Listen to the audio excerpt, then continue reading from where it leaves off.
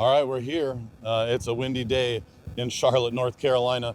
We made it to the Micro Center because you know your boy couldn't move to a place that did not have a Micro Center. Hey guys, it's been a while and honestly, I miss this. I miss making videos. I missed editing. I miss having a reason to mess with cool tech.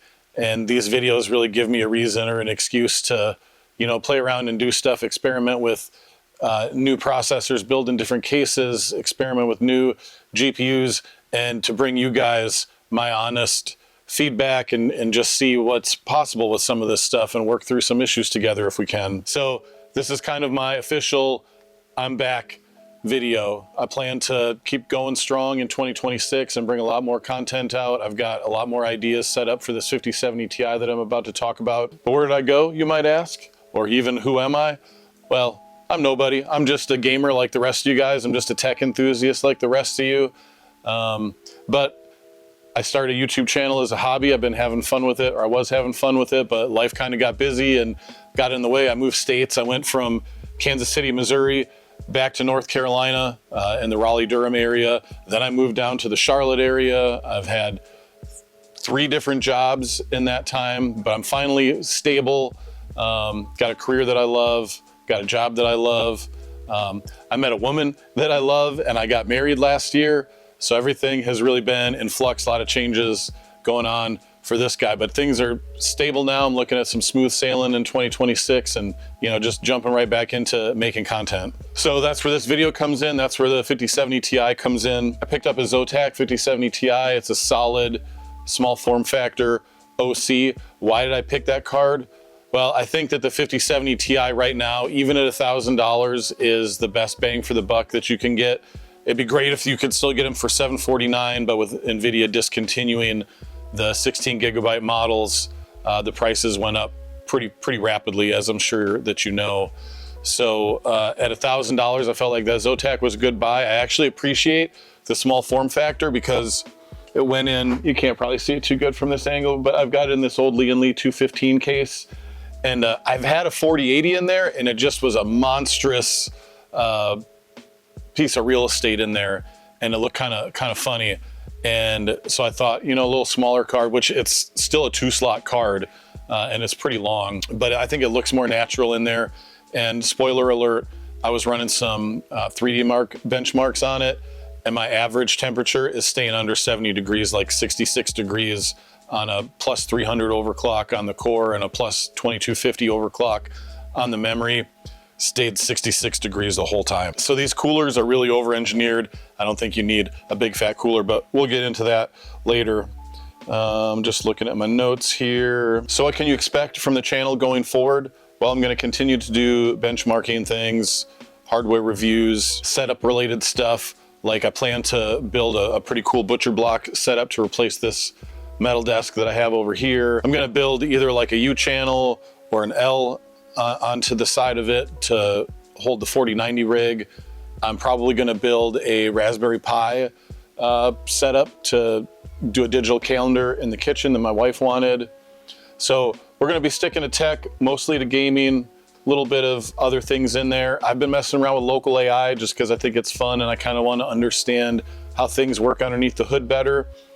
Your cloud-based AI platforms like ChatGPT, Gemini are still way better, but I can run pretty big models on my 4090 and it's fun to play around with the settings and compare prompts and see how fast things can return and how accurate things are, or how creative things are when you change some of the settings.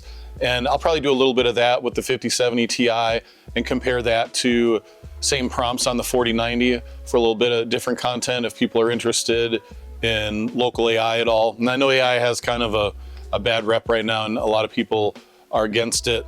That's a topic for a different video. We can talk about that for a long time.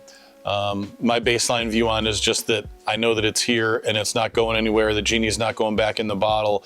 And so I'm gonna learn about it as much as I can so that I don't get left behind in any aspect of life when it continues to become more and more a part of what we do. So back to the benchmarking.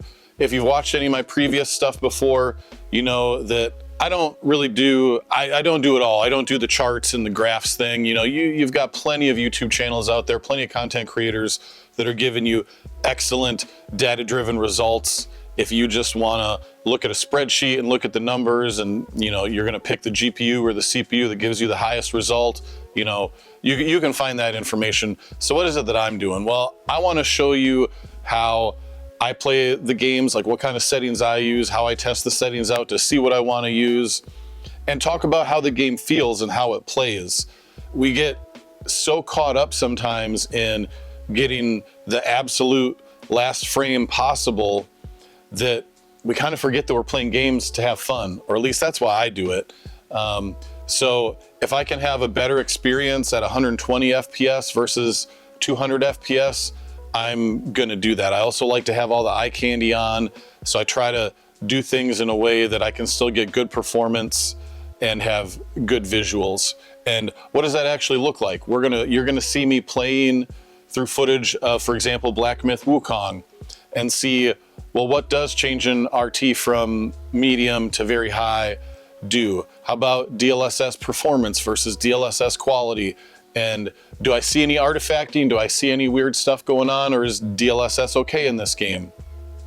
And I'm gonna go over stuff like that. You know, how does this actually play and feel and look? It's not just gonna be a focus on the numbers. Like I said, you can get the numbers anywhere. So we're gonna move beyond the numbers so we can experience more of the whole complete package. And along the way, you're gonna see some numbers. You're gonna see how settings changes react, how going from 1440p to 3440 by 1440 ultra wide impacts things. This is primarily a 1440p gaming channel. And I say that because most of the testing that I'm gonna do is gonna be in standard 1440p. I have a 240 hertz refresh rate monitor, this Samsung back here, that I'll be testing 1440p in. And then my big monitor that I've got Black Myth Wukong on right now is a 3440 by 1440 LG OLED ultra wide. And while it's not 4K, it is a lot more pixels than 1440p, and it can be pretty demanding. And that's why I run it with a 4090.